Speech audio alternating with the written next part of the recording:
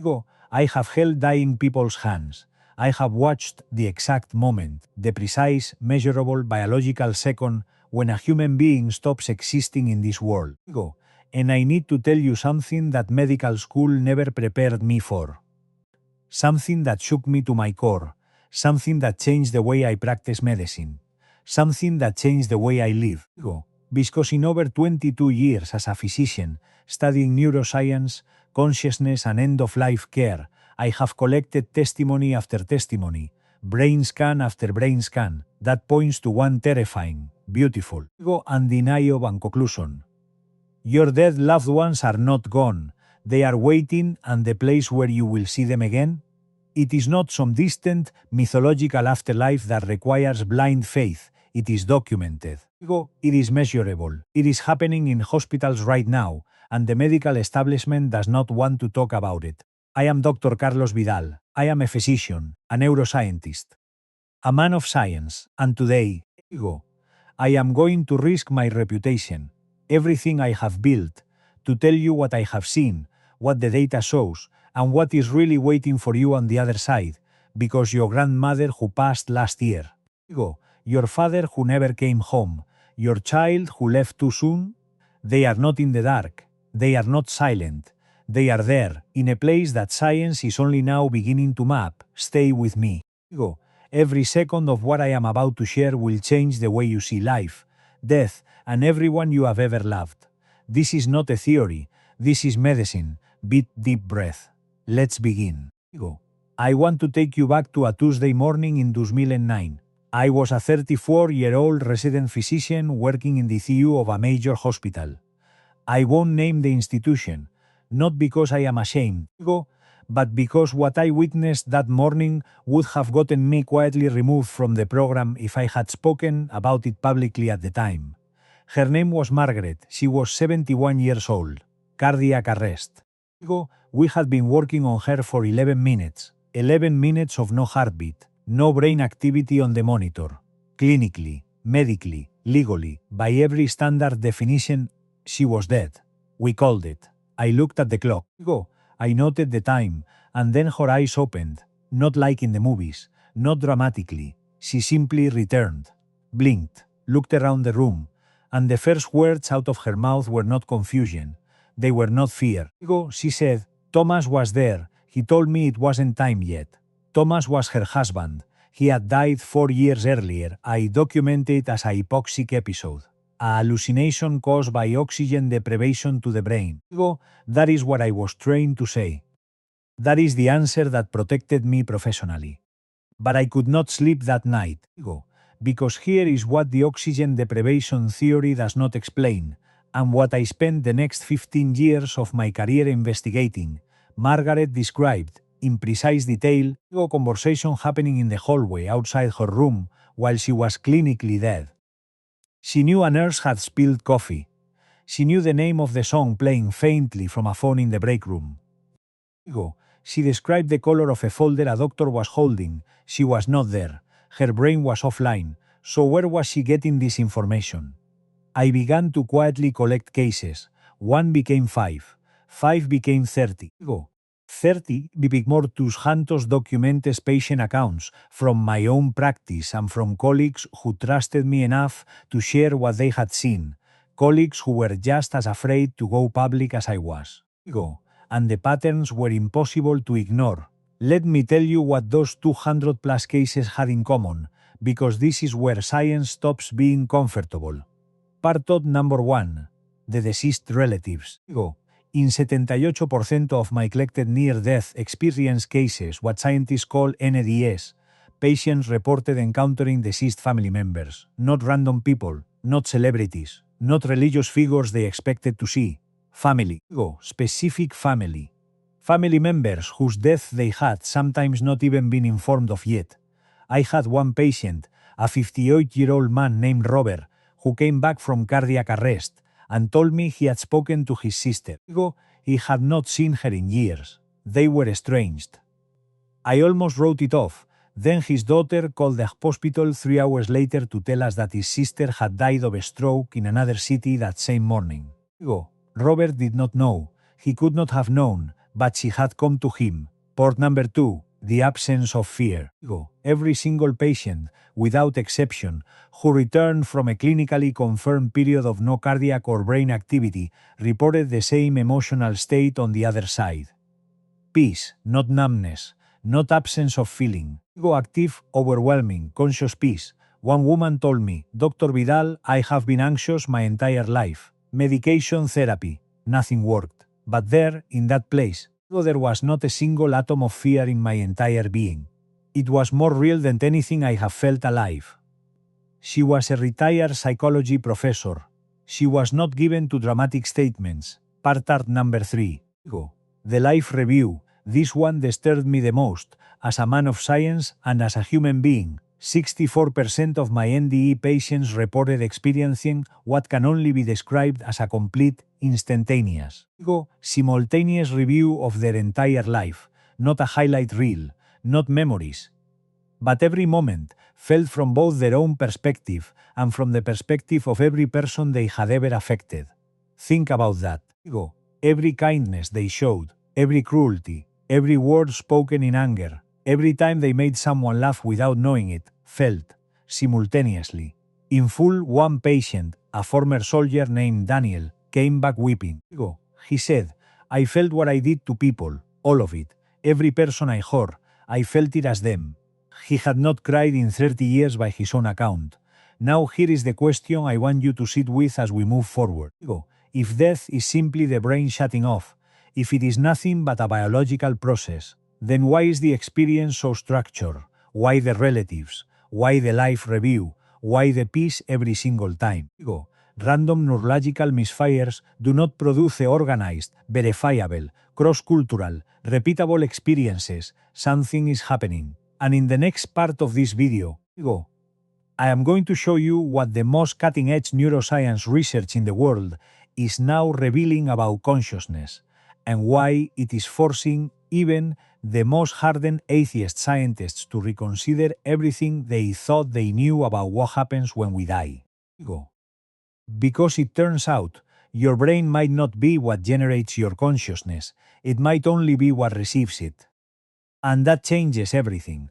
For most of my career, I operated under a fundamental assumption. We all did. Every physician, every neuroscientist, every biologist with a PhD after their name. The assumption was this. The brain produces consciousness. Clean. Logical. The brain is a biological computer. You think because neurons fire. You feel because chemicals release. You are because your brain runs. And when the brain stops, you stop. That was the model. That was the foundation of everything. And it is crumbling. Not because of spirituality, not because of religion, but because of data, cold, peer-reviewed, published in respected journals data, that the mainstream medical community is extraordinarily uncomfortable discussing. Let me introduce you to a concept that is going to restructure everything you think you know about your own mind. It is called the filter theory of consciousness. It was not invented by a mystic or a priest. It was proposed by one of the most respected philosophers of science in history, William James of Harvard University, over a century ago, and it is now being taken seriously by neuroscientists at Oxford, at NYU, at the University of Virginia, because modern brain imaging has produced results that the brain produces consciousness model simply cannot explain. Here is the theory in plain language. Your brain does not create your consciousness, it filters it. Think of your brain like a radio receiver. The music does not come from the radio. The radio tunes into a signal that already exists. Damage the radio, you lose the music. But the signal is still broadcasting. Now why does this matter for our conversation about death and your loved ones? Because if consciousness is a signal that the brain receives, rather than a product the brain creates, then when the brain stops functioning, the signal does not disappear. It simply is no longer being received here. This is not poetry. This is the direction serious science is moving. Let me give you the specific research that keeps me awake at night. Study 1. The AWARE Study, University of Southampton. Dr. Sam Parnia, a critical care physician and researcher, conducted one of the most scientifically rigorous studies of near-death experiences ever attempted. He placed hidden visual targets on shelves near the ceiling of cardiac arrest resuscitation rooms. Targets that could only be seen from above, targets that a patient lying on a table could not possibly see, the goal. If patients who reported floating above their bodies during cardiac arrest were actually experiencing something real, they should be able to describe what was on those shelves. One patient did, one verifiable, documented. Peer-reviewed case of a patient accurately describing what he saw while his heart was tapped and his brain was offline. One case is all it takes to break the model. Because in science, one impossible result is not a coincidence, it is a crack in the foundation. Study 2. Shared death experiences. This one is less known and more disturbing. Dr. Raymond Moody, the physician who literally coined the term near-death experience, began collecting reports of something he called shared death experiences. These are accounts from perfectly healthy individuals, doctors, nurses, family members, who were present at the moment of a loved one's death and reported being pulled partially into the experience. They reported leaving their own bodies briefly, seeing a bright realm, encountering deceased relatives alongside the dying person, and then returning to their bodies as their loved one completed the transition. These were not sick people. These were not oxygen-deprived people. These were healthy witnesses experiencing something they had no biological reason to experience. The brain produces consciousness model has no answer for this. Study 3. Terminal lucidity. Here is one that every physician has seen but nobody talks about. Terminal lucidity is the medical term for what happens when a patient with severe end-stage brain damage, dementia, Alzheimer's, brain tumors, suddenly, in the hours or days before death, regains complete clarity of mind. Patients who have not recognized family members in years suddenly know everyone's name. They have full conversations. They recall memories with perfect precision. They say their goodbyes with complete awareness. And then they die. How? If the brain is damaged, if the neurons are physically destroyed, where is this sudden crystalline consciousness coming from? The filter theory answers this perfectly. As the body prepares to release consciousness, the filter weakens, and for a brief, beautiful, devastating moment, the full signal comes through. Your loved ones who passed from Alzheimer's, who seemed lost in those final years, may not have been as gone as you fear, and in those last hours, they may have been more present than ever. I want to pause here and be honest with you about something. I am a scientist. I deal in evidence. And I know that everything I am sharing today lives in a space that is uncomfortable for institutional medicine, because it challenges a worldview that the entire system is built upon. But I took an oath to tell the truth about what I observe, what the data shows, and the data, increasingly, shows that whatever we are not simply our brains, we are something that uses a brain. And when that brain is done, we continue. I want you to imagine something. You take 200 people, different ages, different races, different religions, different countries, different levels of education. Some are atheists, some are devout.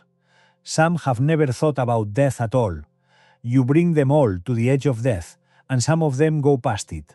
And then they come back, and you sit down with each of them, individually, privately, with no contact between them, and you ask them to describe what they experienced. If what they experienced was random neurological noise, you would expect 200 completely different, incoherent, chaotic stories. That is not what I found. What I found were descriptions so consistent, so specific, so structurally identical, that I had to create a taxonomy, a map, a clinical geography of what lies beyond. Let me walk you through it. Reason 1. The threshold. Almost universally, patients describe an initial sensation of separation. They leave the body, often watching resuscitation efforts from above with a calm detachment that disturbs them later when they reflect on it. I watched you working on me, one patient told me. I wanted to tell you I was fine, I was more than fine, but I couldn't reach you. This threshold experience is typically described as passing through something, a tunnel, a doorway, a shift in the quality of light. Ego, not darkness, not nothing, a transition. Like walking from one room into another written to, the field of light, on the other side of the threshold. Ego, the most common description, used by 91% of my documented cases, is light, but not light as we understand it here, not the light of a lamp or the sun. Ego, these patients, many of whom struggled to find words, consistently describe a light that was alive, a light that knew them, a light that communicated not in words but in something they could only describe as pure knowing. It wasn't just brightness, a retired engineer told me.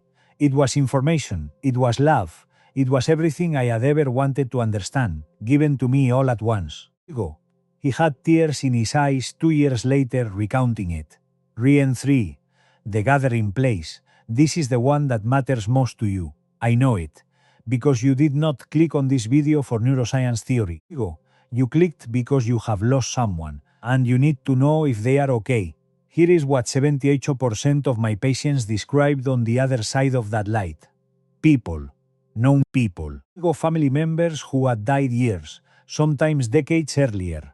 Appearing not as ghosts or shadows, but as vibrant, young, healthy, joyful versions of themselves. A woman who had lost her mother to cancer described her appearing as she looked in her 30s, before the illness. She was so beautiful.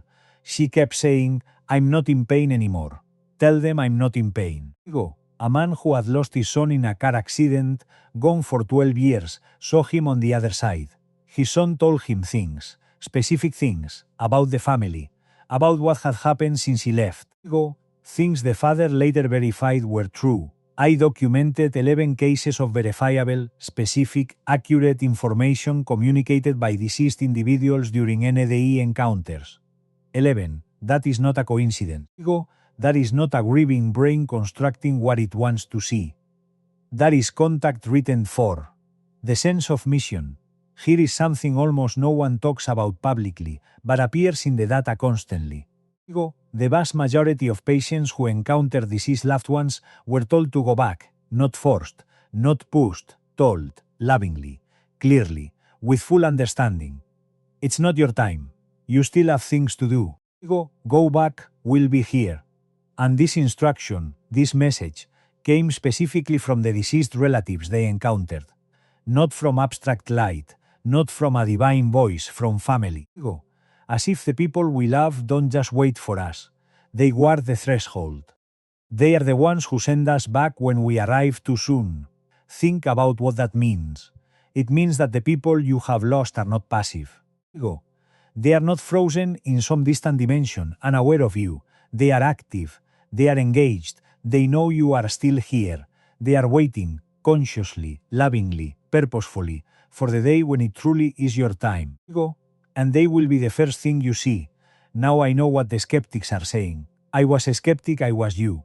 These are dying brains creating comfort, endorphins, DMT, wishful thinking. So let me address the DMT argument directly, because it is the most popular scientific pushback, and it falls apart under scrutiny. The theory is that the brain releases a flood of dimethyltryptamine, a psychedelic compound, at death, producing these hallucination-like experiences. 2 problems. Problem 1. There is no confirmed evidence that the human brain produces enough DMT at death to generate these experiences. The theory is a speculation, not established science. Problem 2, and this is the one that ends the argument. DMT-induced experiences are chaotic. They are bizarre. They are culturally contaminated. You see what your particular brain associates with the profound. Different people have wildly different DMT experiences. NDE experiences are not chaotic, they are structured, repeatable, cross-cultural, consistent. The deceased relatives appear whether the patient believes in an afterlife or not. The life review occurs whether the patient is Christian, Muslim, atheist, or Buddhist. If this were a drug experience, the content would be random. It is not random, it is organized. And in part 4, I'm going to tell you what that organization suggests, and what it means for you, personally, right now in your living, breathing life, because this is not just about death. It is about how you live. Ego, I want to tell you about the most unexpected finding in 22 years of research. I went into this work expecting to understand death better. Ego. What I did not expect, what no one prepared me for, was how profoundly studying death would teach me about living. Because when you sit with 200 people who have been to the other side and come back, you notice something remarkable about what happens to them afterward. They change, not in small ways, not in subtle ways, fundamentally, permanently, irrevocably. And the changes are always, in the same direction. Let me tell you what they consistently report learning from their deceased loved ones and from the experience itself. Because I believe with everything in me that this is what the dead, if they could reach through and speak to you right now, would want you to know. Lesson 1. You are spending your fear on the wrong thing. Every single patient who returned from an E, without a single documented exception in my personal cases, reported a complete, total, permanent loss of fear of death, not acceptance, not resignation. Loss. It was gone. Surgically removed by the experience itself. One woman, a severe anxiety disorder patient who had been on medication for 20 years, came back from cardiac arrest and never took an anxiety medication again. Not because she forced herself to be brave, but because the fear was simply not there anymore. She told me, I realized I was spending my whole life being afraid of the one thing that is actually going to be the best moment of my existence. Sit with that. How much of your life is consumed by the fear of death? The fear of loss? The desperate clinging to things, to people, to moments, because somewhere underneath everything, you are terrified of endings. What my patients learn, what the other side showed them, is that there are no endings. Only transitions. Lesson 2. The only thing that transfers is love. The life review that 64% of my patients experience showed them every moment of their life. And here is what they discovered was evaluated, what seemed to matter in that total accounting. Not achievement, not wealth, not status, not how many people knew their name, love every act of genuine kindness. Every moment of compassion, every time they chose connection over competition, patience over frustration, presence over distraction, those were the moments that lit up in the review. One highly successful businessman, CEO of a major company, genuinely powerful man, came back from his NDE utterly undone. He sat in my office and said, I saw my whole life, Dr. Vidal. And the only parts that matter, the only parts that felt real, were the moments I was kind. That's it. Everything else was just noise. He sold his company, moved closer to his children, volunteers at a hospice now. His deceased father appeared to him in the experience and said 4 words that reformed his entire existence. Be there for them. Not build more, not earn more, not achieve more. Be there for them. Lesson 3. Lost. Are still watching. This is the one that breaks people open when I tell them the disease that realities my patients encounter on the other side were not frozen at the moment of their death. They were not stuck in the past. They were current. They knew what had happened in the family since they left. They referenced events. They mentioned names of people born after their death. They were aware. Which means, and I say this as carefully and as medically responsibly as I can, the grandmother you lost 5 years ago is not absent from your life. She is watching. She knows about the promotion you got. She knows about the relationship that broke your heart. She knows about the child you're raising, the choices you're making, the nights you've cried alone. And from what my patients report, she is not watching with judgment. She is watching with love.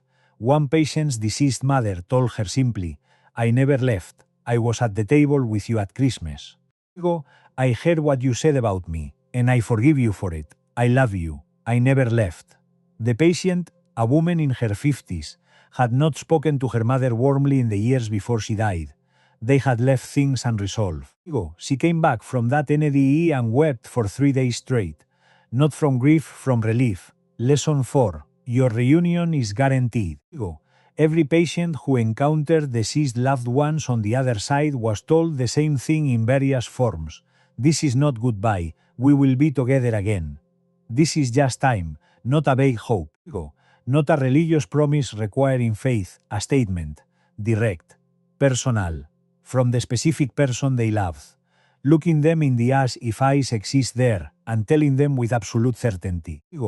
We will be together again. I am a scientist. I am not here to tell you what to believe theologically, but I am here to tell you what 200 human beings reported to me after coming back from the edge of existence. And every single one of them came back believing, knowing that the people they loved were not gone. They were just elsewhere, temporarily waiting. I promised you the full truth. And the full truth has a shadow side. In 22 years of collecting near-death accounts, the vast majority, approximately 85%, were what researchers classify as positive or transcendent experiences. The light, the relatives, the peace, the return, but 15% were not. And I have an ethical responsibility to tell you about them. Because if the positive experiences suggest something real, then so do the dark ones. These are called distressing near-death experiences, or DNDs. They are the least published, the least discussed, the most suppressed data in NDE research. Because they are frightening. They make people uncomfortable. They do not fit neatly into either the secular or the religious narrative. But they exist. And my patients live them. Let me describe what these experiences involve, carefully, clinically, without sensationalism. Type 1, the void. Approximately 7% of my distressing cases describe not darkness, not a place, but absence. A complete, total, absolute nothingness. No light, no relatives, no life review, no peace, just void. These patients return profoundly shaken. Not because it was painful, there was no sensation at all. But because the absence of everything was, in their words, worse than any pain they could imagine. One patient described it as, I didn't exist. I was nothing. Not asleep, nothing. And the nothing knew it was nothing. He returned from that experience and immediately sought spiritual guidance. He said the void felt like a warning, not a destination.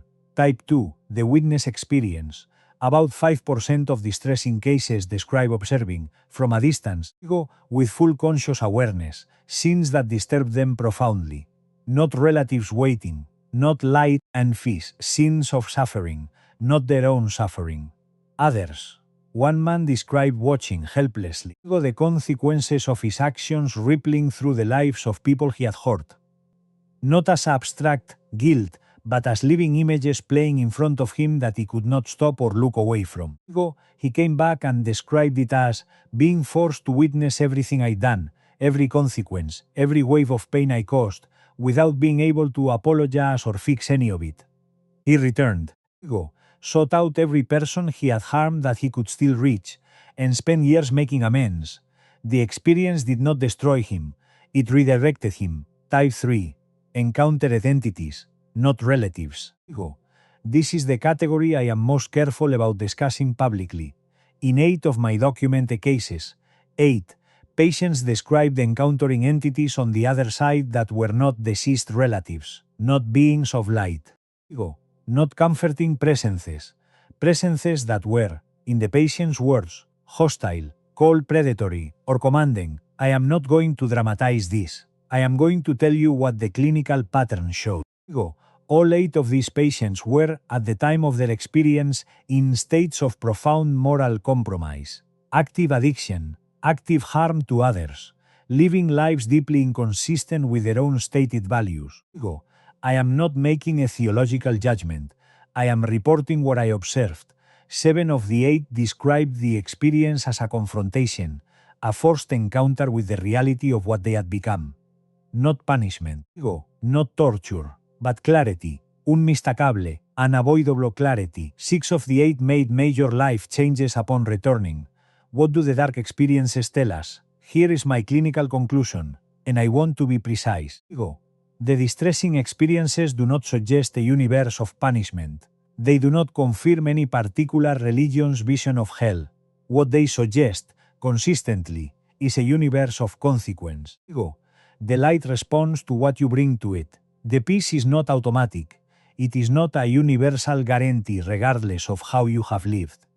The patients who returned to peace and relatives were, without exception, people who had, despite their flaws, despite their failures, lived with love as their primary operating principle. The patients who returned to void or darkness were, in the majority of cases, people who had closed, who had chosen isolation, cruelty, or disconnection as a sustained way of life. The afterlife, if we call it that, appears to be, in some measurable sense, a mirror. It shows you what you are. And this brings me to the most important question this data raises, not about death, but about right now. What are you choosing to be? Because whatever consciousness continues after this body is done, and the evidence increasingly suggests it does, it will carry forward whatever you have cultivated in this lifetime.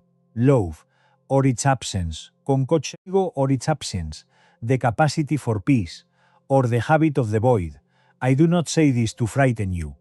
I say it because it is the most empowering truth I have ever encountered in medicine.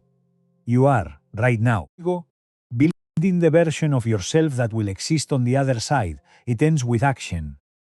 We have come a long way together in this video. We have walked through the science of consciousness, through 200 patient accounts, through the geography of what lies beyond, through the light and through the dark, through what the dead appear to want us to know. And now I want to speak to you not as a researcher, not as a physician, as a human being who has spent his career on the threshold between life and whatever comes next. Because all of this data, all of these cases, all of this research, is ultimately useless if it does not change something today. So here is my prescription. Not a medical one, a human one, prescription one, grieve differently. If you are carrying grief right now, if you lost someone, and the weight of it follows you everywhere, I want you to hear this. What my patients consistently report is that your loved one is not suffering, is not lost, is not in the dark, they are somewhere. A somewhere that multiple independent, unconnected human beings have described with startling consistency as beautiful, warm, peaceful, and filled with love. And they know you are still here. This does not mean you should not grieve. Grief is love with nowhere to go, and it is sacred. Do not suppress it. Do not rush through it, but let the grief be for your loss. Not for theirs, because they are okay, more than okay. And they would tell you so if they could break through. Prescription 2. Repair what can still be repaired. One of the most consistent messages from deceased relatives encountered in NDEs, the one that patients report being most insistent, most urgent, is about unfinished relationships, the call you haven't made. The apology you fought for years. The sibling you stopped speaking to over something that, honestly, you cannot fully remember anymore. Your people on the other side are not holding grudges. But they are watching you hold yours. And the life review, that complete, total, simultaneous accounting of every moment, suggests that how you treat people is the central question of your existence. Not how successful you were, not how right you were, how you loved. So if there is someone in your life right now, still breathing, still reachable, with whom things are unresolved, call them, go to them. Not because life is short, though it is, but because the version of you that arrives on the other side will be required to fully experience what your relationships were, from both sides. And you have the extraordinary gift of being able to influence that right now. Most of the dead would give anything for one more hour with the people they left. You still have hours. Use them. Prescription 3. Let death change how you live, without letting it paralyze you. The near-death experience literature contains a paradox. The people who encounter death most directly, who touch it, who go through it and return, come back less afraid of it. And because they are less afraid of it, they live more fully than they ever did before. They take the trip. They say the thing. They start the project. They forgive the person. They stop postponing the life they actually want in favor of the life that seems safe, because they know something you and I are still working to truly internalize. there is no permanent loss. Ego. There is only transition. And that knowledge, absorbed into the bones, not just understood intellectually, changes everything about how you move through your days. Prescription 4. Ego. Don't wait for a near-death experience to start believing your life matters. Here is the hardest truth I will share with you today. Most people require a brush with death to truly begin living. A diagnosis. Ego. A cardiac arrest, a car accident, a sudden loss. And then, only then, do they see clearly what has always been true. That every ordinary moment is extraordinary. That the people in your life are irreplaceable. Ego. That the love you feel and express is the only currency that means anything. You don't have to wait for the crisis. You don't have to die to get this message. You just heard it. Ego. From 200 people who went to the edge and came back to tell you what they saw. From a physician who has held more hands at the border of existence than he can count. From the deceased parents, spouses, children, and friends who communicated, again and again, through patient after patient, the same simple, urgent, unambiguous message. We are here, we are well, we love you, live well, laugh hard, don't be afraid. Ego, we will see you again. I am Dr. Carlos Vidal, and after 22 years of medicine, after everything I have seen, studied, documented, ego, and sat within the quiet of examination rooms and hospital corridors, I am no longer afraid of death, not because I am numb to it, because I have seen the evidence, and the evidence says, this is not the end. Ego, your dead loved ones are not gone. They are not silent, they are waiting, and someday, when your particular, unrepeatable, extraordinary life has run its full course, you will see them again. Ego, exactly where they promised you they would be. He nods once, slowly. The camera holds on his face, take care of yourself, and take care of the people still here with you.